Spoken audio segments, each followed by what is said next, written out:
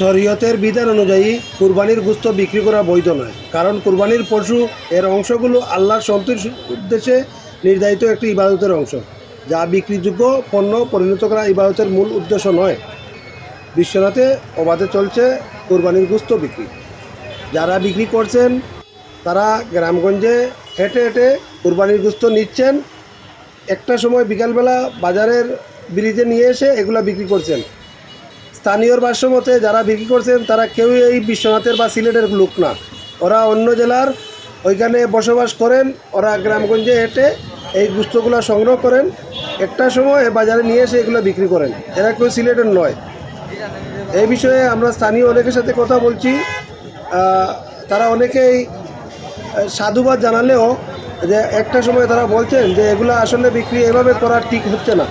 আবার অনেকেই এই বিষয়ে মন্তব্য গরুর গোশ তৈল গিয়ারিয়া কুলজিয়া আনলা, মায়ে কইসুন কলজা খাইতা, বাবাই কইসুন কল্লা খাইতা, আর দিছুন আইন আইনা দাম ধরে বেচরা, আর আম পাবলিকে কিনে নিরা। আত্মীয় স্বজনের কাছে আনলা বেচলা, মেনু দিয়ে আসেন মাঝে মাঝে তারা হারও নেরও।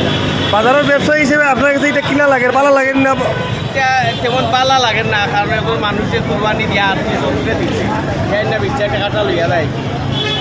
এর পরে তো আস্তারে দিল না, অনেকে ফার না কিনে আনে, এটা তো পালা জিনিস নাই। ওখানেও পালা যে অনেকে আছে গিয়ারিয়া তার মানে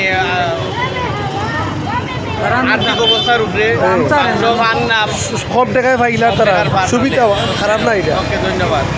দূরের কিংবা কাছের কিংবা দূরের যে যেখান থেকে দেখছেন সবাইকে পবিত্র ঈদুল আজহার শুভেচ্ছা।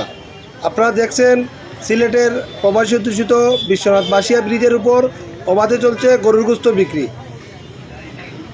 সরজমিনে গরুর গোশত বিক্রি আমরা দেখানোর চেষ্টা করলাম। আপনারা পরবর্তী যারা দেখবেন সবাই ভিডিওটি শেয়ার দিয়ে সঙ্গে থাকবেন।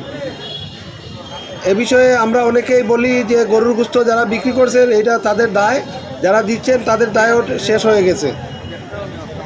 আপনারা জানেন গরুর গোশত অনেকেই মধ্যবিত্তরা কিনে নিচ্ছেন। ধন্যবাদ।